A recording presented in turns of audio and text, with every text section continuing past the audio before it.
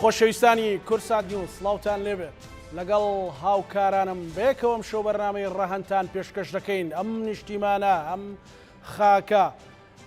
وێڕای هەموو کۆم و کورتەکان بەڵام ڕووبارەی خوێنی لەسەر ڕژاوە و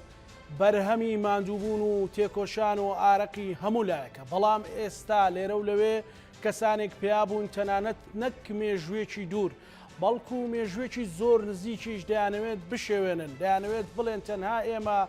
هەموو باشیەکانمان کرد و خەڵکی تریش هەموو خراپیەکانی کرد. ئەوێ ڕۆژێ کە تیرۆرستانی داعش شاری یان قەزای مەخموریان داگیر کرد دوای ئەوەی کە مەترسی کەوتە سەر هەولێر پەیامێکی معنەوی و پەیامێکی دڵخۆشکەرە لەلایەن کەسایەتێکی باڵای سیاسی کە ئەویش بەڕێز کە کۆسرەت بوو بڵاو کرایەوە کە بۆ هەولێریەکان ئەو شەوە ئارام بەخشێکی گەورە بوو هەردووا بە دوای ئەوەش بۆ ئەوەی مەترسی لەسەر هەولێر و لەسەر دەستکەوتەکانی خوێنی شەهیدان نەبێت هێزەکانی دژە تیرۆری یەکێتی نیشتیمانی کوردستان بە سەرۆکی یەکێتی نیشتیمانی کوردستانی شەوە سینجی خۆیان کردە قەڵغان و دەرسێکی وەهای داعشیان دادا کە نەوێرێت بە دووربینیش سەیری هەولێر کات بەڵام بۆچی ئەم مێژووە دەشێوێندرێت ئەگەر پارتی پشتیوانی لە کەرکووک بکات بۆچی ئەبێ یەکێتی نکۆڵی لێ بکات وەگەر یەکێتی هەولێری پاراست بێت و سەرۆکی حەزبەکە و کەسایەتێکی تێکۆشەر و سیاسی و پێشمەرگەی باڵای وەکا کۆسرەت پاڵپشتی ئەم پاراستنەی کردبێت بۆچی دەبێت بشارێتەوە لەسەر خۆشەویستی نیشتیمان لەسەر ڕەهەندەکانی ئەو پرسە گفتوگۆ دەکەم لەگەڵ سێ میوانی تایبەت بەڕێز غەیاس سورچی کادری پێشکەوتوی یەکێتی نیشتیمانی کوردستان لە موسڵەوە لەگەڵمانە هەروەها لە ڕگەی سکایپ و بەڕێز غازی فەیسەڵ فەرماندەی پێشمەرگا لە دەشتی مەخمور و قەرات و بە تایبەتیش لە چیای قەرەچووخ بۆ شاید حاڵی ڕۆژانی سەخت و بەڕێز قادر حەکیم چاودێری سیاسی و کادری پێشکەوتوی یەکێتی نیشتیمانی کوردستان بەردەوەی لەگەڵ میوانەکانم گفتوگۆ بکەم سەرنجتان بۆ ڤیدیۆیەکی بینراو ڕاکێشم دوایی دەستەکەین بە گفتوگۆ.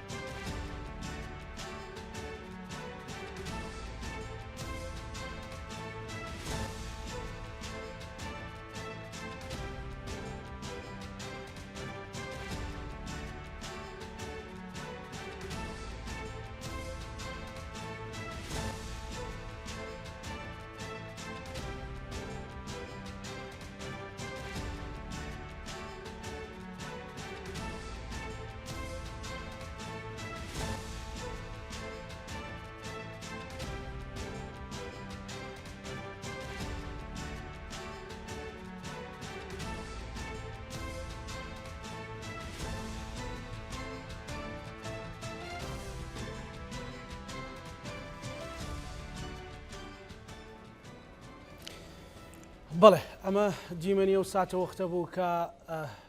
سەرۆکی یەکێتی نیشتیمانی کوردستان سەرۆک بافڵ جەلال تاڵەبانی لەگەڵ هێزە تێکۆشەرەکانی دژە تیرۆر لەگەڵ هێزی پێشمەرگەی کوردستان و تەنانەت کادرانی یەکێتی و خۆبەخشەکانیش داعشیان لە هەولێر دوورخستەوە و هەولێریان پاراست لەگەڵ غازی گفتوگۆکەین کا غازی ینی ڕۆڵی یەکێتی لە پاراستنی هەولێر و ناوچەکانی مەخمور و گوێڕ و قەراز و کەندێناوە و ئەوانە چی بووە کە تۆ خۆت هەم فەرماندەیەکی پێشمەرگەم کادرێکی باڵای و حزبەی وت و هەم خۆت لەوێ لە ناو شەڕەکان بوویت. سەرەتا شەوی بەڕێست و بینەرانی بەڕێز و میوانە بەڕێزەکانت باش بەڕاستیان بابەتە وابزانم لەبەر ماوەی بەرنمەکە باوەڕ ناکەم دەرفەتمام دەی بە درێژی باسی خەبات و تێکۆشان و قوربانیدانی شەهیدان و حیزبی شەهیدان و یەکێتی نیشتیمانی کوردستان و سەرکردەی خۆشەویستمان بەڕێز کاک کۆسرەت و هەموو فەرماندەکانی و هەموو سەرکردەکانی یەکێتی نیشتیمانی کوردستان و باسی ڕۆڵی خوارێ خۆشببوو جەنابی مام جەلال و یعنی کۆمەڵک بەڕاستی کە باسی خەبات و تێکۆشان لە هەرێمی کوردستان دەکرێت دەبی لە ڕێزی پێشەوە باسی یەکێتی نیشتیمانی کوردستان ئەو جابێنەوە سەر بابەتتر بەڵام پرسیاری بەڕێزە دەمڕۆ زیاتر لەسەر منتقەی هەولێر و قەراج و کەندێناوە و شاخی قەرەچووغ و قەزای مەخمورە بەداخەوە ئێمە هێشتا لە ژیان داماوین هەندێک نازانم ناویان سلێ بنێ بەفیتی دوژمنان دەیانەوێت مێژوو چاواشە بکەن بەڵام دەمێ کاکزانە دەمێوەش لەبیر نەکەین ئێمە کە دوو ڕۆژە لەسەر بابەتی ئازادکردنی شاری مەخمور و پاراستنی شاری هەولێر و دەشتی قەراج و کەندێناوە قسە دەکەین مەبەستمان ئەوە نییە منەت بی بەسە خەڵکی خۆمان یان خوانە خواستە بمانوێت لە ئەهمیەتی خەڵکی تر کەم بکەینەوە ئەوەی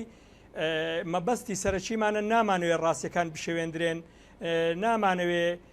یعنی هەرلۆ نمونە بەڕێز ئاگاداری ئێمە لەو ماوەی وەکو کادری پێشمەرگەی یەکێتی نیشتیمانی کوردستان بەوە سەخرەدوین پێشەوەی وەڵامی جەنابەت بدەمەوە هەر کاتێک سەرۆک پاڤێل دەوێت پرۆژەیەکی نیشتیمانیان پرۆژەیەکی خزمەتگوزاری یان پرۆژەیەکی ئاشتیانی لەناو کابینەی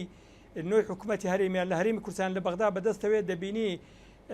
دەنجێکی ناشاز لەوە لا ڕادێ برینی خیانەتکارانەی خۆیان هەڵدەدەنەوە و یعنی توهمە بە سەرکردە و فەرماندە و شەهیدانی یەکێتی نیشتیمانی کوردستان دەبەخشن بۆیە ئێمە لەو دوسێ ڕۆژە دەتوانم برێم هەندێک بە زیادەوە قسەمان لەسەر ئەو بابەتانە کردلو ئەوەی تا ماوین تا لە ژیان داماوین و بەڵگەکانیشمەوە بێزگەلەوە شکاک گەزانە بابەتی چەواشەکردن بابەتی دروشم فرۆژن خەڵک زۆر وشیارە ئێستامە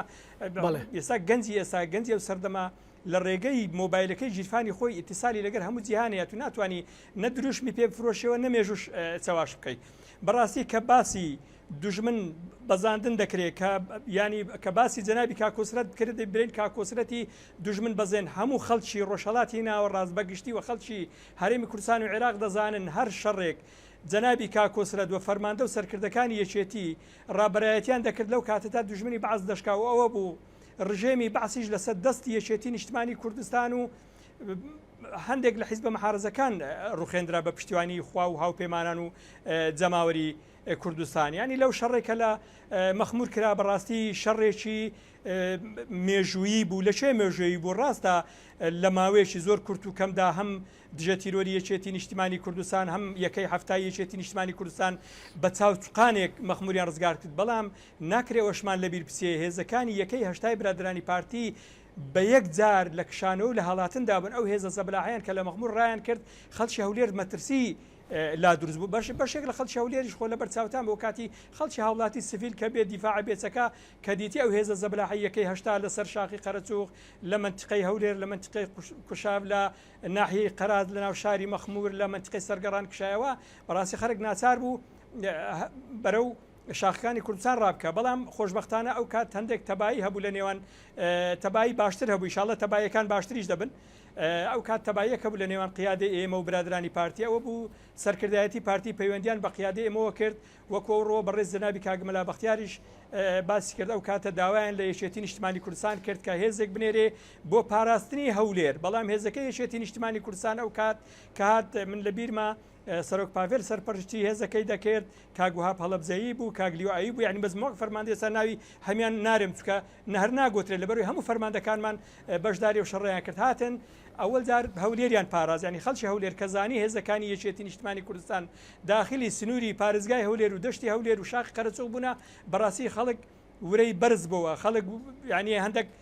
تااقەتی هاتەوە بەرێ. ئەوە بوو دوای ئەوەی کە هەولێر هەندێک ئارامی بەخۆ بینی و هەندێک ڕێگری کا لە پێشڕەویەکانی چەتەکانی چەکدارانی داعش. ئەو بوو لە ماوەی 3 ڕۆژدا پلانێکی بەرنامە بۆ داڕژرا و لە ناو مەکتەبی سیاسی یەکێتی نیشتمانی کوردستان بە ئامادەبوانی سەرکردایەتی مەکتەبی سیاسی ئەو کات کە زۆربەی هەرە زۆری سەرکردەکان بەشێکیان لە ژیان داماون و فەرماندەکان بەشێکیان لە ژیان داماون بە پلانێکی تۆکمە و پلانێکی بۆ داڕژرا و لەگەر کادیران و پێشمەرگە و فەرماندەکانی نەکرد دەشتی هەولێر. بەڕاستی ئەمە هەر باسی هەولێر دەکەین، بەڵام من بەڕاستی خەڵکی تریشم تێدا خەڵک هەبوو لە سلێم هەرچی کادیر و فەرماندەی یەکێتیات بوو بە بایەخەوە هەندێک فەرماندەکانی سلێمانی بوون، بەشێک فەرماندەکانی ڕانیە بوون، بەشێک لە فەرماندەکانی گەرمیان بوون، هاتن لە بابرێن لە گەری بازارگە و کاتە ئەمە چاوساغیان بوون و لە گەریان بووین بۆ بەیانەکەی لە ماوەی لە دوای 3 ڕۆژدا هێرشێکی کتوپڕ لە ناکاویان کردە سەر ئەو چەکدارانەی کە لە یەکەی هەفتا بوون بە دێوەزمە هەر خۆیان ڕانەگرت لەبەر هێزەکانی یەکێتی نیشتمانی کوردستان و دژە تیرۆر و یەکەی هەفتا و ئەو کات لەوێندەر ئێمە قوربانیمان لۆداوە. شەهید تا لەگەر کاگوهاب هەڵەبزایی بوو بەداخەوە شەهید بووە، شەهیدێکی دیکە لە لیواکەی کاک ئەیوب بوو شەهید وە بریندار و شتی تریشمان هەبوون. بەڵام یعنی ئەوە وابزانم لەو 2 ڕۆژە شتێک باسکرا لە سەرەوە نازەم ئەخیری دەگەی ئەو پرسیاریان نە. بەڕاستی زۆر دڵخۆش بووین بۆەوەی کە لێ نەگەڕین شاری مەخمور، دانیشتوانی مەخمور، جەماوەری قەراج و کەندەناوە بە دەردی خوشک برا ئێزیدەکانمان لە شنگال بسن لەبەر ئەوەی ئەو بەرنامە و پلانەی کە لۆ شنگار داڕژرا بوو کە سەریشی گرت زۆر بەداخەوە کە ئێستاش دوای هزاران شەید ئێستا ژمارەیەکی یەکجار زۆریان بێسەر شوێنن هەمان پلان و بەرنامە لۆ شاری مەخموری خۆڕاگر و قەراج و کەندەنا و گوندەکانیشی داڕژرا بوو. بەڵام بە ئازایەتی کۆمیتەی یەکێتی نیشتمانی کوردستان بە ئازایەتی کادیر و پێشمەرگە و فەرماندەکانی یەکێتی نیشتمانی کوردستان ئەوە بوو ئێمە پەیوەندیمان بە حیزبەوە کرد، پەیوەندیمان بە مەکتەبی ڕەخسن و قیادەی خۆمانەوە کرد. خۆشبەختانە قیادەی ئێمە بەهانامان و هات و هەلەگە داواکاریەکانی ئێمە داواکاریەکانی قیادەی برایانی پارتیشان قبول کردو. ئەوە بوو ئێستا دەبینین ئەلحەمدولیلا مەخمور لە چاو تورکانێکدا ئازاد کرا. دەست خۆش ئەگەر ڕێمەولات کاک غازی. کاک غەیاس سڵاو لێبێ، بەڕێستان ئێمە لە شنگال یەکترمان بینی ینی لەسەر چیای شنگال و لە ناحەی سنوون تازە ئازاد کرا بوو. ڕۆڵی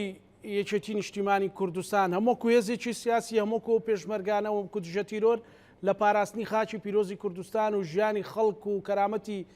کوردستانیان چی بووە و ئەوەی کە خۆت بە ویژدانەوە بینی بێتت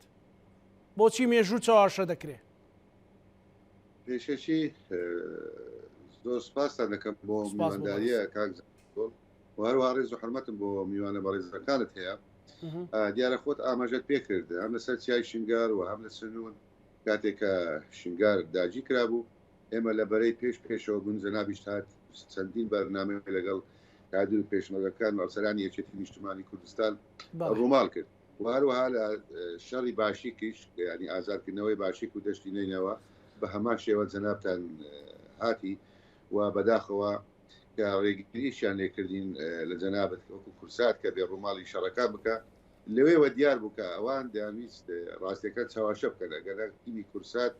تیمێک بوو بەشێک بوو لە هێزی پێشمەرگەی کوردستان کە یەکێتی ڕۆڵێکی گرنگی هەبوو لە هەم لە داکۆچیکردن لە شنگار و دەشتی نینەوە و شوێنەکانی تر و هەم ڕۆلی هەبوو لە ئازادکردنەوە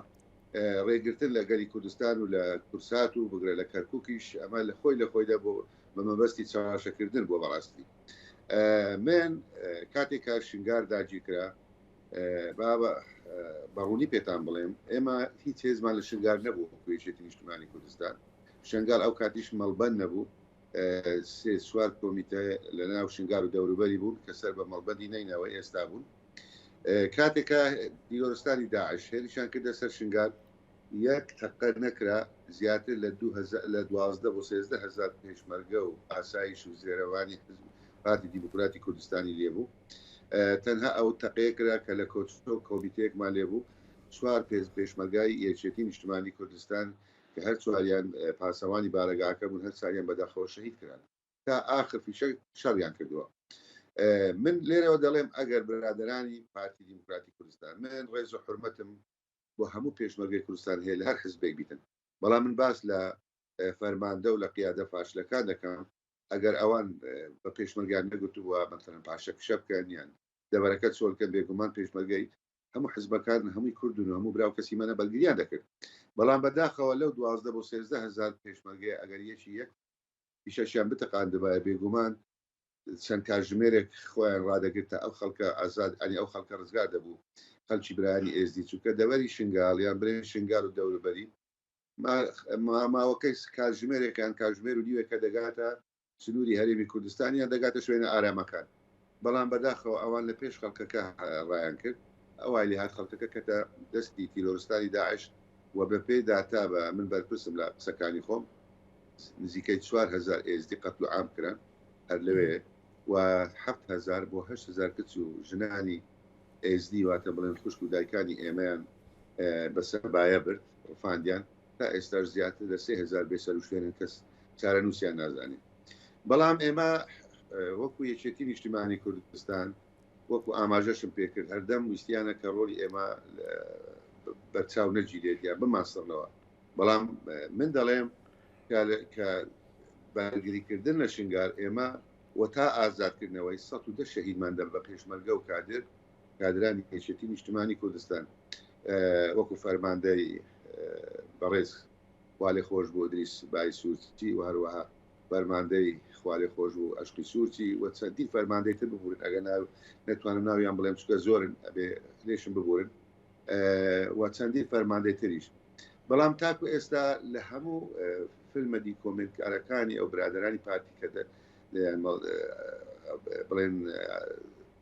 مۆنتاژیان کردووە و پێشکەشیان کردووە تا ئێستا بە وشەیەکی باسی یەکێتی نیشتیمانی کوردستانیان نەکردووە. من بە ڕاشکاوانە بە جەنابتان دەڵێم بەڵێ ئەگەر یەکێتی نیشتیمانی کوردستان نەبوایە ئەو خەڵکەی کە لە چیای شنگار زیاتر لە 300,000 کوردی ئێزدی لە چیای شنگار ئابڵۆقە درابوون ماوەی نزیکەی 10 ڕۆژێک ئەگەر یەکێتی نیشتیمانی کوردستان بە هەماهەنگی لەگەڵ هەواڵانی یەپەکە دەرگا دەواازەیەکیان بۆ نەکرد بەوە بەرەو کوردستانی ڕۆژاوە هەر هەمویان لە برسان و لە تێنان دەمردن و خەڵکێکی زۆریشان لێمردن. ئەمانە هەمووی بەڵگەی حاشە هەڵنەگرن وەکو کە غازیش باسنیەوە کرد ئەمڕۆ هیچ شتێک چاواشە ناکرێتن، ئەمڕۆ هەر کەسێک لە هەر شوێنێک بی ئامێرێکی پەیوەندی هەیە هەموو دنیا لەبەر چاویتی ئەم بڵێن خۆز دەرخستن و سڕینەوەی بەرامبەرەکەیان ئەمە هیچ سوودی بەوان ناگەین بەڵکو بە نەرێنیش لەسەریاندا زۆر باشە کا غیاستە گەڕێم وڵات کا قادر بۆچی لە ئێستادا هەوڵ دەدرێت مێژوو چاواشە بکرێەوە مێژوویەکی زۆر نزیک چاواشە بکرێەوە بە جۆرێک مەسەلەن دابڕان لە نێوان تاکەکان و لە نێوان هێزەکان دروستەکەن کە ئینتیماکە بە تەواتی کاڵ ببێتەوە. زۆر سپاس ێوەرەتان باش دیارە ئەوانەی دایمەن کە لە ناو مێژوو غیابن دایمەن دانوێ مێژوەکە چاوەشە بکەن بۆ ئەوەی کە مێژوو پرسەروەریەکەی ئەم خەڵکانەی کە مێژویان بۆ ملەتەکەی خۆیان تۆمار کردووە مۆژیەکە بشێوێنن بۆ ئەوەی کە کەس نەبێتن خاوەنی مێژوو بێتن. ئەمە ئەگەر سەیری مەغمور بکەین ئێستا بەرنامەکەی ئەوڕۆ ئێمە لەسەر مەغمورە ئێمە هەر لە مەغمورەوە هێزەکان پاشەکشیان نەکردو ئێمە بۆ بە دەرلەوەی باسی ئەوە بکەین چێ مەغموری گردوێتەوە چێ مەغموری چۆل کرد چۆن مەغمور چۆل کرا ئەم هێزانە لە مەغمور ئەو کاتەکە لەوێن دەربوون چ شەڕێکیان کرد بۆ ئەوەی کە مەغمور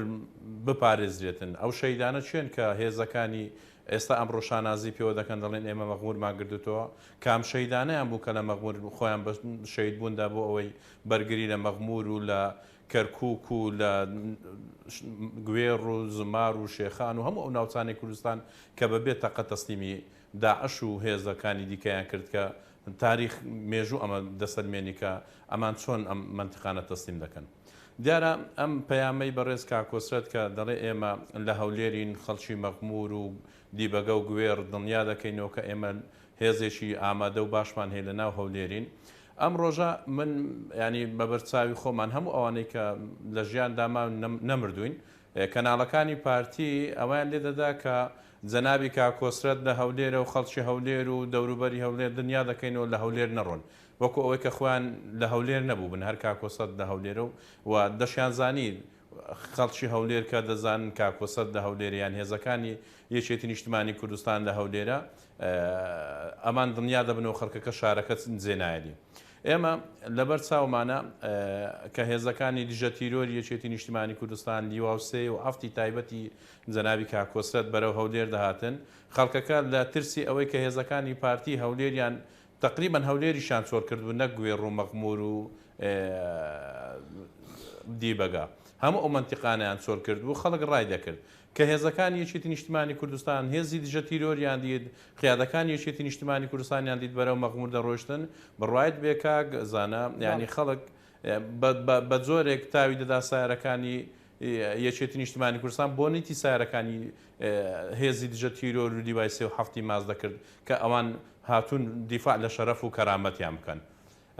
بەداخەوە من جێم لێ دەبێت کە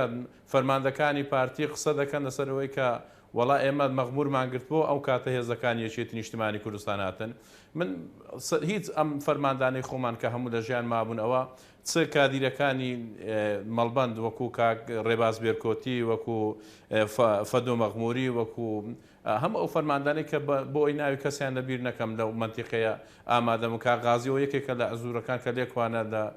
لەو منتیقەیە بوونە ئەمان لە قۆڵێک هێزەکانی دیوای هەفت و سێ لە قۆڵێک مام ئەنوەری ڕەحمەتی مام ئەنوەر ئاسایشی کۆیەوە لە قۆڵێک کە بەرەو دیبەگە ڕۆیشتن بۆ ئەوەی کە هێزەکە نەچێتە دیبەگە و لە دیبەگە بۆ گوێر ئەمان ئەو سنووری ئەولایان کرد کە داعش هوجم نەکە بەرەو هەولێر چونکە ئەو ڕۆژە ڕەنگە خەڵکی ئاسایی ئەم شتە نەزانن بەڵام کادیرانی وەشیار کادیرانی ئەوەی کە لەنا ئەوەن ئەو کاتێک کە کاک مەسعود پەیوەندی بە جەنابی کاکۆسرەت دەکا دەڵێ ئەگەر نەمانگەێنێ ئەو بەرهەمە ئەوەی کە لەدەست کەوت هاتووە چەند ساڵە ئەم ڕۆکە هەر هەمومان لەدەست ڕۆیی جەنابی کاکۆسرەت پێی دەڵێ ئێمە لە هەولێرین و دڵنیا بە لێ ناگەڕێن هەولێر بکەوی لەبەر خاتری جەنابنا لەبەر خاتری ئەوەی هەولێر بۆ ئێمەی کورد بۆ یەکێتی نیشتمانی کوردستان قودسی هەموو هەرێمی کوردستانە ئەم کاتە دڵنیای دەداتە خەڵکی کوردستان لەوێ شەو پەیامەکە بڵاو دەکاتەوە کە ئێمە لە هەولێرین و دڵنیایتان دەکەینەوە ئەوە بوو لەوێ کاغازی زیاتر ئاماژەی پێدا هێزەکانی دیژە تیرۆر گەیشتنە ئەوێندەرێ و تا مەخموری ژیراوە یەک هێزیتی لەوێندە نەبوو ئێمە بە حکمی ئەوەی کە نزیک بووینەوە فەرماندانە و لەو هەواڵانەی کە لەوێندەر بوون وە هەموو کادیرانی مەڵبەندی سێ کۆمیتەی مەغمور کۆمیتەی گوێر کۆمیتەی دیبەگا هەموو لەوێندەر هاوکار بووین لەگەڵ هێزی پێشمەرگەی کوردستان تا مەغمور ئازادکرا یەک هێزی دیکە لەوێندەرەوە بە تایبەت هێزی پارتی دیموکراتی کوردستان چونکە ئەوان پێش وەخت مەغموریان چۆر کردبوو چ جای ئەوە کە بێن مەغمور بگرنەوە بۆیە هەموو کات هەوڵی ئەوە دەدرێ ئەو مێژوانە بشێوێندرێ ئێمە ئێستا کە کاک باوڵ ئەو کات کوڕی جەنابی مام جەلال بوو قیادەی دیژە تیرۆری دەکرد بەخۆی هاتبوو بەشداری شەڕەکەی دەکرد بۆ ئەوان قورس ئەمان دان بەوە دابنێن کە ئەوان لەو شوێنەی کە ڕەنگە 10 کیلۆ 20 کیلۆمەتر لە هەولێر دوورە نەدنیان دەتوانێت بە ئیسرعات دابنیشن فەرماندەکان و سەرۆکەکەی ئێستای ئێمە لە مەغموریان بۆ دەگرێتەوە قورسە ئەمە بۆ تاریخ بۆ خۆیان بۆ نەوەکانیان بجێڕنەوە بۆیە دائیمەن هەوڵی ئەوە دەدەن مێژوو بشێوێنن دائیمەن هەوڵ دەدەن کە مێژوو کەس خاوەنی نەبێت چونکە بە خۆیان خاوەنینین بەڵێ کا قادر دەگەڕێم وڵات کاغازی تۆ چی نوێ کە نەتوت بێت لەلاتە چکە تۆ تا ئێستاش لە جەنگ دای مەسەلەن ناوانەوە شەوانە خۆت پێشمەرگەکانی لەگەڵتن مەسەلەن کوڕەکان لە چای قەرەچووخن لەو ناوچانە دێن و دەچن ستاش ڕاوە داعش دەکەن مەسەلەن چیت لایە لەو داستانانەی کە تۆمار کرا بۆ پاراستنی سەروەری هەرێمی کوردستان ئەمە بەڕێزان باسی ئەوەیان کرد باسی بەشێک لە کارەساتەکانی شنگال و مەخموریان کرد بەڵام بە وەڵامی پرسیارەکەی جەناب دوای ئەوەی لە ساڵی لە کۆتایی 2016 و سەرەتای 2017 کە حکوومەت عێراق کۆتایی خلافەتی تیرۆریستانی داعش ڕاگەیان کە کۆتاییان پێهاتووە ژمارەیەک تقریبا ژمارەکەیان لە 700 بۆ 800 چەکداری داعش دەبوو هێندرانە شاخی قەرەچۆغ بەڵگە و دیکۆمنتی باشمان لایە کە چۆن هاتن و هەم نەتەوە یەکگرتوەکان هەم حکوومەتی عێراق هەم هەرێمی کوردستان بە هەموو حیزبەکانەوە بابەتە دەزانین چۆن دەزیان کردە شاخ قەرەچۆغ و چۆن ڕێیانیشاندرا ئەوە بوو یەکەم هێز مەفرەزەیەکی ئێمەی خۆبەخشی یەکێتی نیشتیمانی کوردستان لە گوندی عەلی ڕەش داعشەکانمان ئاشکرا کرد ئەوە بۆ من پەیوەندیم بە قیادەی خۆمان ئەو کات پەیوەندیم بە کاک بەرهان سەعید سۆفی و کاک ڕزگار عەلی کرد کە مەسوولی مەڵبەندەکەشمان بوو پێم گوتمەوە چەکداران داعش دێرن پەیوەندیان بە برادرانی هەولێرەوە کرد گوتیان دیعایە و نازەمچی ویسیان خۆر بۆ بابەتەدا بکەنەوە بوو هەر لە ڕێگەی یەکێتی نیشتیمانی کوردستانەوە پشتیوانی یەکەی هەفتا هێزێکی خۆبەخشی مەفرەزەیەکی پارتیزان لەگەر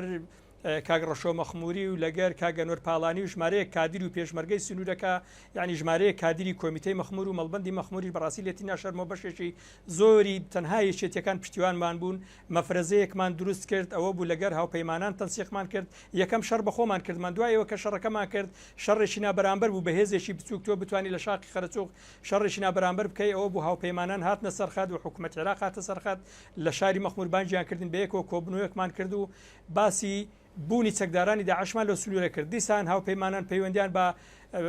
ئیدارەی هەولێرەوە کرد بە یەکوتیان نەخێر ئێمە لەسەر شاخی قەرەچۆغین چەکداری داعشی لێ نییە ئەوە بوو دیسان هێرشێشتر کراوەوە بوو چەندین بەڵکە و دیکۆمنت و چەندین وێنەماندا هاوپەیمانان و وێنەماندا یەکەی هەفتاوە بە قیادی خۆمانمان گوتمان ئەوە چەکدارانی داعش لێرن خۆشبەختانە ماوەی 6 ساڵە ئەو هێزە خۆبەخشەی ئێمە بە پشتیوانی خوا و دانیشتوانی ناوچەکە و بە پشتیوانی مەڵبەند و کۆمیتە و کادیرانی یەکێتی نیشتیمانی کوردستان بە بەرچاوی هەر هەموو خەڵکی ناوچەکەوە بەرچاوی بەڕێستانەوە چەندین بەڵگە و دیکۆمنت نامەوێت مەتحی خۆمان و ئەو هێزە خۆبەخشە لەو کاتە خۆش نیە خەڵک دەبی باسی و بابەتە بکە ئێمە شەڕی چەکدارانی بەڵێ من سپاسان دەکەم بەڵام ئێمە بووینتوانیمان هاوپەیمانان دەستی هاوپەیمانان بگرن ڕایان پێشین بۆ لای چەکدارانی داعش لێ نەگەڕێن چیتر دیزە بەدرخونە بکرێ و بشاردرێنەوە ئێمە بووین بەشێک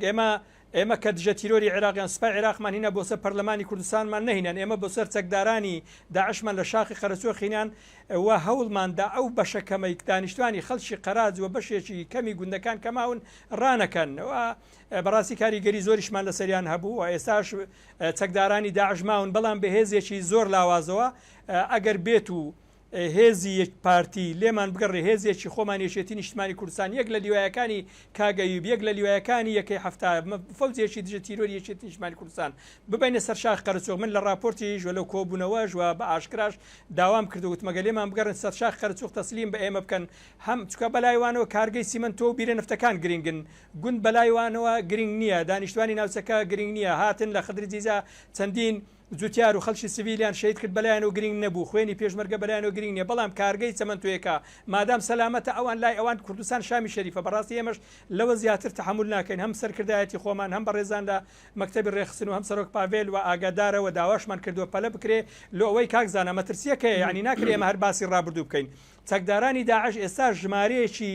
کەمیان شاردرا ینی نەک شاردراینەوە حیمایە دەکرێن لە شاخی قەرەچۆغ لە ژێر دەسەڵاتی یەکەی هەشتای پارتین خۆوە شاخی قەرەچۆغ لۆ زانیاری بەڕێسان لۆ زانیاری خەڵکی ناوچەکەەوە دەزانن خۆیان لە بەرچاویانە بەڵام لۆ زانیاری هەموو جیهان شاخی قەرەچۆغ لەبەر دەستی هێزەکانی پارتی دیموکرات برایانی پارتیە یعنی ناکرێوان لەوە تووڕە بنیان نیگەران بن و ئێمە ئەوەندە باسی چەکدارانی داعش بکەینە شاخی قەرەچۆغ ئەگەر بێت و هێزێکی نیشتیمانی هێزێکی دژە داعش لە شاخی قەرەچۆغ بین لە ماوەی دەتوانم برێم دەڕۆژ تا باس دەڕۆژ من لە نووسرا و لە کۆر لە کۆبوونەوە وە ڕوبەڕووی بینەرانی بەڕێزی شاید ینی تەوقیع دەکەم لۆتان مۆر دەکەم لۆتان کە لە ماوەیەکی زۆر کەم ئەو چەکدارانە لەو شاخە نامێنن و گوندەکانیشمان ئاوادان دەبێتەوە لەبەر ئەوەی گەورەترین کارەسات یعنی ئەوە نییە ئێسامە خوانەخواست وەکو سەرەتا باسم کرد منە لەسەر خەڵکی خۆمان لەسەر خەڵکی کوردستان بکەین کە خینمان بەخشەیان خۆمان کردوتە قوربانی یەک لەوانە دوێ نوکتەکە بوو لەسەرەوەی گوتیان تۆ باسی دڵخۆشیت کردیە باسی هەڵپەرچێ و نازەمچیت کردە لە مەخمور کەسی شەیدتاندا گوتم بڵێ ئەوە سەرۆک پاڤێل و قیادەکانی ئێمە بوون بە خوێنی پێشمەرگەکانی خۆیان گیانی مەخموریەکانیان پاراستکە وەکو شەنگار لێناد ئەوە لۆمە سەرکەوتنێک و دەستکەوتێکی یەکجار گەورە بوو بەڵام ئێستاش لە گەردابی چەکدارانی داعش شاردرا ینی نەک شاردراینەوە بارەگاکانیان دیارە و خەڵک دەزانێ ئەمە ڕۆژانە لە ئەرچین لەگەر هاوپەیمانان خۆشبەختانە حکوومەتی عێراق نێزییش بە شاڵە گۆڕانکاری لە هێزەکان بکرێ لە شاخی خەرچوغن و مەترسیش لەسەر ناوسەکانمان ماوە وا تێ نەگەین مەترسی نەماوە ینی ڕاستە هێزەکانیان لاوازە هێزەکانی چەکدارانی داعش لاوازن بەڵام لێرە و لەوێ جوتیار دەڕفێنن و لە بیرتانە لە کەندار دەجوتیاریان فڕان تقریبان هەر لە 3 ساڵی ڕابردوو نزیکەی 300 دەفتەر نازانم بە 1000 بە دلار و لە حیسابانە زۆرەوە نیمە 300 دەفتەریان لە شاخی خەرچوغ کۆ کردو خەرەوە پارانە دەچن بە چەک و فیشک دەدەن و ئەوە دەکەن هاتن لە خدرجیجێ لە ناو جەرگەی هێزەکانی یەکەی هەشتا یعنی بازیان دەبن ئەو هەموو هێزەدا هاتن 13 کەسیان شەهید کرد منداڵی دەسارانیان شەهید کرد پێشمەرگیان شەهید کرد ئێستاش نەفەرماندەیەکیان درانە دادگا نە لێ پێچینەوەیان لەگەر کرا نەداوای لێ بردنیان لە خەڵکی ناوچەکە کرد ئێستاش هەر ئەو مەفرەزە داعشانەوە لە شاخی خەرچوغ شاخی خەرچوغ هیچ ڕەبط و عیلاقەیەکی بە سوپای عێراق نیە دوور و نزیک ئەو داعشانی خەرچوغ پەیوەندیان بە یەکەی هەشتای هەولێرەوە هەیە بەڵام ئێمە داواکارین داوا لە سەرۆک پاڤێل دەکەین لە هەموو حیزبە کوردستانیەکان لە خەڵکی خێرخوازەوە لە فەرماندەکانی وەزارەتی پێشمەرگە ڕێگەمان پێ بدەن ئێمە لیوایەکی خۆمان هێزێکی خۆمان دەینینە سەر شاخی خەرچوغ هەم بەڵێنیان پێدەدەن کە کارگەی سەمەنتویەکەی خۆیان وەکو جارانیش بکە هیچیشمان پێی نیە چکە پارەکەی بژیرفانی خۆیانە و بیرە نەفتەکانیش نازانی لۆچێ دەڕۆ و تورکیا لۆچێوەش بابەتێکی دیکەیە ئەو لاپەڕێ هەر نادەمە بەڵام بێمە بەڵێن بە خەڵکی ناوچەکە دەدەین شاخی خەرچوغ تەسمیر بە یەکەی هەفتای یەکێتی نیشتیمانی کوردستان بکرێ لە ماوەی 15 ڕۆژ ئەگەر یەک چەکداری داعش لەو شاخەما ئێوە لەسەر شاشەی لە هەر شوەیەک من دەدەنە دادگا بمدەنە دادگا لە بەروێ من کوڕی ئەو منەوە پێشمەرکانی منتیقاوە خەڵکی ناوچەکە فەرماندەکانی ئێمەوە برادران هەموو ماون و کادیران و تێکۆشەرانی کۆمیتە و مەڵبند و خەڵک هەمووی دەزانێ یعنی ئەو سیناریۆ ئەو دیزە بەدرخوونێ ئەو یاریکردن و تەلاعوبکردنە بە قوتی خەڵک لەلایەک بە کابینەینەوە لەلایەک بە هاتنی سوپای تورکیا لەلایەک بە دڕۆنی تورکیا لەلایەک بە داعش ئەو لوعبە خەتەرناکانە لەسەر یعنی ئەمە قوربانیمان لە وڵاتەدا ئەوە ئەرچی ئێمەیە و ئێمە تونتێری بەڕاستی لێرە بەدواوە باوەڕ ناکەم زیاتر تحملی ئەو جۆرە سیاسەتە بکەین و ئەمە لە ڕێگەی حیزبەوە لە ڕێگەی مەڵبەند و مەکتەبی ڕێکست و قیادەی خۆمانەوە داوامان لە سەرۆک پاڤێل کردیە لە سوارچەوە یاسا و دەستور لەگەر حکوومەتی بەغدا لەژێر چەتری هاوپەیمانان هەوڵ بدرێ بابەتی ناوسە کێشە لە سەرەکان چارەسەر بکرێ بابەتی و چەکدارانی داعش بەڕاستی 6 سار ئێمە هاتووەوار دەکەن یەک کەس لە وەزارەتی پێشمەرگە وەڵامێکی پێ نییە یەک کەس لە فەرماندەکانی یەکەی هەر نەک وەڵامیان پێ نیە خەڵکیش چاواشە دەکەن دەترسێنن کە باسی داعش دەکەن کاکە خراپە باز مەکەنێ کاکە بێ خەڵکی جوتیار شەید دەکەن گوندەکانم هەموو چۆل بووە ئەوە خراپ نییە بەڵام خراپە باسی چەکدارانی داعش بکەمیان زۆر ینی ئێستا هەندێک سیاست دەکرێت لە هەرێمی کوردستان کاک زانەگەر ئیزازە و ملاحظەی ئەخیری شم بدەی بەڕاستی ئەمن تەوەقع دەکەم وڵاتانی ئەقلیم و بە تایبەتی تورکیا ڕۆڵی هەبی لەو بابەتە هەتا تۆ وەرە ببینە ئێمە هەر باسی کارەساتی شنگالیان ڕزگارکردنی مەخمور دەکەین بەڵام وەرە تۆ لە هەڵبژاردی داهات و ئێمە تەمەشاکە یعنی بەفیتی دوژمنان لیستەکانی لیستی کورد چۆن لە سنووری ناوچە کێشە لە سەرەکان لە کەرکووک لە مەخمور بە دەرد بردراوە ئینشاڵڵا لە بەرنامەی داهات و من هەندێک ناو بەڵگە و داتام دەکەنە لەسەر پێکاتەی لیستەکان لە مەخمور و لە منطقەی شنگار و لە مووسەوەکە غیاز معلوماتی باشی هەیە لە کەرکووکەوانە بەس تەمەشاکە چکارە ساتی ینی ناکرێ ئەمە خین و بەرهەم و خەباتی جەماوەری خەڵکی کوردستان ئەو هەموو قوربانی هەموو شەیدە بەڕاستی ناکرێت خەڵک پێ ناخۆش ئێمە وەکوێشێتی نیشتیمانی کوردستان خۆمان بە خاوەنی قەزیەکە دەزانین لە بەرەوەی خینی زیاترمان ڕشتیا لە بەرەوەی قوربانی زیاترمان دایوە خەڵکیش کە ڕخنەی لە ئێمەیە داوا لە کادیر و دۆست و ئەندام لایەنگر و هەتا قیادی خۆشمان دەکەم هەندێک سنگ فراوانتر بن لەبەرەوەی کە خەڵک چاوی لەسەر دەستی ئێمەیە خەڵک ئومێدی بە ئێمە بۆ لێ ڕخنەمان لەوە لێ ژیراوە لە ڕابردوو کە بە تایبەتی لە کابینێنەوە نەمانتوانی لەو شوێنانەی کە مەبەستمانە ئاوەدانیان بکەینیان ئەو گوندانێک کە تەسعیان لۆ دابووین هەمومان وێران کرد ماڵی خەڵکیمان کاوە کرد خەڵکمان برسی و تێنی کرد ناکرێ یعنی ناکرێت لەوە زیاتر خەڵک ئازار بدەین زۆر باشە کاغازی کاغیاز چی بکرێت بۆ ئەوی سەروەری نیشتیمانیەکان وەکو سەروەری نیشتیمانی بێچەتی بیکە پارتی بیکە خۆبەخشێک بیکە یعنی ون نەکرێن چاواشەکاری نەکرێت مەسەلەن ئەوەی کە بەسەر شنگال هات خۆتە زانی مەسەلەن خەڵک بە دەبەژاو نەبوو ینی سەرە دەبەش سەرێ ئاو خواردنەوە دەگیرە ینی بەڵام دوایی مەسەلەن مزادەی پێوەکرا فرۆشرا ینی ئێزدیەکان ئێستاش لەگەڵدا بێت مزادیان بەسەردا دەکرێت ئێستاش لەگەڵدا بێت قوربانی بەڵام مەسەلەن ئێوە بە ئەو ڕۆژانەی کە سنوون ئازاد کرا و ماڵەکان هەمووی بۆ ناسفە بوو تیمی ئەندازیاری مەڵبەند پاچی دەکردەوە مەسەلەن ئەوانە چیان بۆ لە سەروەری نیشتیمانی دا ببڕێن بۆ سەروەری نیشتیمانی نین ئەمانە بۆ باسکردنی حزبیە ینی بۆ سەروەری نیشتیمانی نییە دیارە هەواڵانی پارتی هیچ جار هیچ کاتێک لە هیچ وەختێک بەرژەوەندی گشتی نەتەوە خاچیان نەویستووە تەنها بەرژەوەندی تەشی حزبایەتی خۆیان بەڕاستی بەداخەوە یعنی من کە باسی لێوە دەکەم لەو سەروەریانە پێشتر باسی وەمانە دەکرد کە بە پێشمەرگەی یەکێتیە یانوە کادرەکات یەکێتیان و هێزی یەکێتیە بەڵکو دەمانگوتەوە هێزی پێشمەرگەی کوردستانە ئەما هێزی بەڵێن خۆبەخشانی کووردە یان خەڵکی کوردستانە بەڵام بەداخەوە ئێمە چەند ینی بە شێوەیەکی بڵێن یاسایی بە شێوەیەکی موساتی باسمان لێوە دەکرد لە ڕاگەیاندن و ڕاگەان لە تۆڕە کۆمەڵاتیەکان ئەوان بە پێچەوانەوە هەموو ئەو دەستکەوتە ئەو سەرکەوتنانیان بۆخوا نەژمار دەکردوە هەموو دۆڕانەکانیشان دەخستە پاڵ یەکێتی نیشتمانی کوردستان کە دیتیشمان لە کەرکووک ینی یەکێتی زیاتر لە 6 شەهیدی دە 4-5 کاتژمێریش مقاومەی کرد ئەوان لە پشتی سێ خۆی کەرکوو سێ میحوەر دوو محوەری یەکێتی محوەری شوان جگە لەو زێرەوانی ئەو پاسەوانانە بینە نەوتەکان کەوانی بەقەدەر بڵێن میحوەرێک دەبوو ڕایان کرد یەک پەنجەشیان بە خیندان هات ئێستا باس لە خیانەتی 16 ئۆکتۆبەر دەکەن بەڵام لە پاش 16 ئۆکتۆبەر ڕۆژی پاش 16 ئۆکتۆبەر لە دووسەوە بگرە تا دەگاتە دەشتی نینەوە و مەخبور و بگرە تا دەچیت بۆ شنگار سنووری سووریا دیسان بە هەمان شێوە بەرامبەر سوپای عراقی و حەرجی شابی یەک پیشەچیان نەهاویشت ئەم شوێنانیان هەمووی چۆر کرد بۆ سوپای عراقی نازانم ئەوەی لە کەرکووک ڕوویدا ئەمە پێ ئەڵێن ئەمە خیانەت بوو بەڵام ئەوەی لە دووزەوە تا دەگاتە شنگار نزیکەی 500-600 کیلۆمەترە ئەم شوێنانەتان هەمووی تەسلیمی هێزەکانی عراقی کرد ئەمە نازانم خیانەت نەبووە نازانم چی پێ بڵێمەوە نازانم لایوان چی پێ دەڵێن تاکو ئێستا دەیانگوت ئێمە ناچینەوە کەرکووک لەبەرەوەی کەرکووک داگیر کرایە بە ڕاشکاوانە پێتان دەڵێن ئێستاش لە پارێزگای نینەوە 16 یەکەی ئیداری واتە قەزا و ناحیەکان کوردن یان بڵێن ناوچە دابڕێدراوەکانن هەموو قایمە مدیر ناحیەکان پارتی دیموکراتی کوردستانن وە زۆربەی هەرە زۆری مدیر بەڕێوە بەرەگشتەکانی ناو مووسڵ هی خۆیانن جێگری پارێزگاری مووسڵ پارتیە نازانم بە هەمان هێز لە مووسڵ هەمان هێزە شەرە کەرکووک زۆر جار جوولەشان پێ دەکرێت ئاڵوگۆڕشان پێ دەکرێت من تێناگەم بۆ کەرکووک داگیر کرایە ئەڵێ ناگەڕێنەوە کەرکووک داگیر کرا بەڵام مووسڵ داگیر نەکراوە شەڕی بڵێن بەڕێوەبەری بەشێک دەکەن نە بەڕێوەبەری گشتێک یای نازانم وچی بڵێ بانێک و دوو هەوا بەڵێ بەداخەوە لە باتی ئەوەی ئێمە یەک ڕیز بین لە باتی ئێوە ئێمە بەژەوەندی بە تایبەتیش لە شوێنەکانی دەرەوەی هەرێمی کوردستان ماڵی کورد بپارێزین یەک ڕێزی کورد بپارێزین ئەوە دەبینین ئێستا لە مووسڵ هاو پەیمانیان کرد لەگەڵ هەندێک هێز کە پێشتر هەمویان دژی کورد بووینە وە لە کەرکووک بە هەمان شێوە ینی ئەمەش یەکێکە لەوەی کە دەیانێت بە هەر شێوێک بیتن بە تایبەتیش لە کەرکووک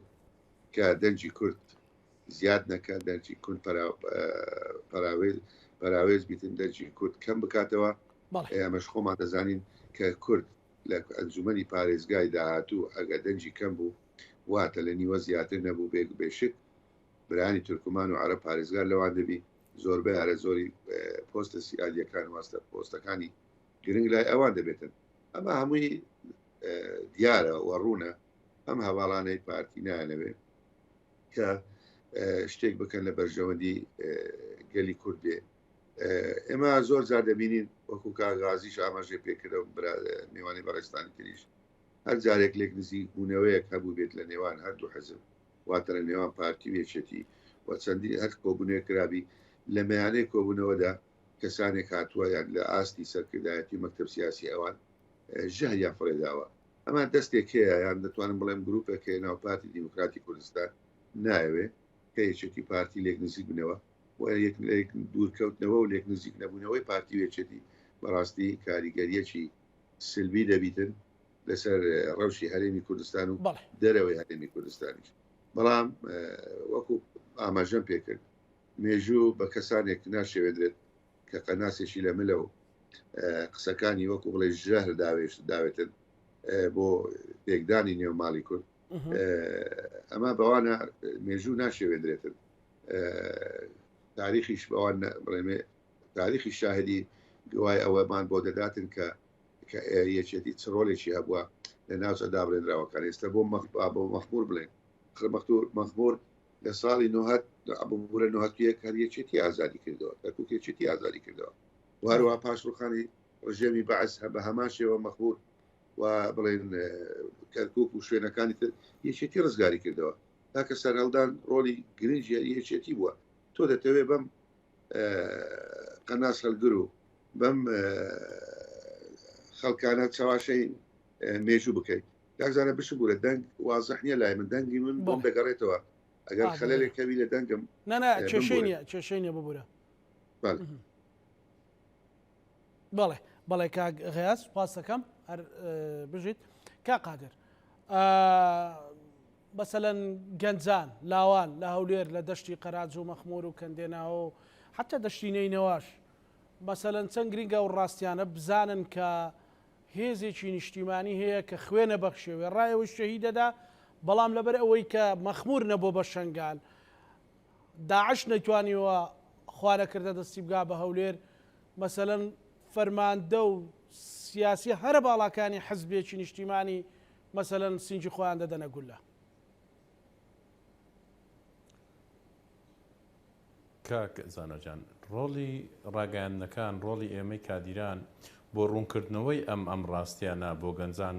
ضرورەتێکی حتمیە بۆ ئەوی خەڵکی بە شەرەفی کوردستان گەنجان لاوان خوێندکاران حەقە ئەمە بکرێتە منهەج ئەم ڕاستیانە بکرێتە منهەجی خوێندن بێتن بۆ ئەوەی ئەم ڕاستیانە بۆ خەڵکی بە شەرەفی کوردستان بخرێتە ڕوو چونکە بەڕاستی ئێمە ئێستا فەرماندەکان ئێستا ئەم خەڵکە چاوساغانە ئەم فەرماندە دلێرانەی ما ئەم کادیرە پێشکەوتوانەی ما لە حیات ماون لە دنیا ماون بە ڕۆژی ڕووناک لە بەرچاوی هەر هەمومان بۆ ئەم دەستکەوتانەی نیشتیمان وا بۆ خۆیان دادەدورن وەکو ئەوەی کە فەرماندەکە لە ناو شەڕەکە بێ بڵێ ئایا من لە خەون بووم ئەم شەڕە بۆیان ڕاستیە بەڕاستی ئەمە سیاستێکیان هەیە ئەوە نەدرۆ بکە ئەو نەدرۆ بکە هەتا وەکو ببێت بەڕاستی ڕاستیەکەی تۆش بشاردرێتەوە بۆیە زۆر گرینگە بەرنامەی لەم شێوەیە بۆ ڕوونکردنەوە بۆ گەنجان بۆ خەڵکی هۆشیاری ئەم نیشتیمانەی خۆمان ئەم واقعە ڕوون بکرێتەوە کاک زانەجان ئێمە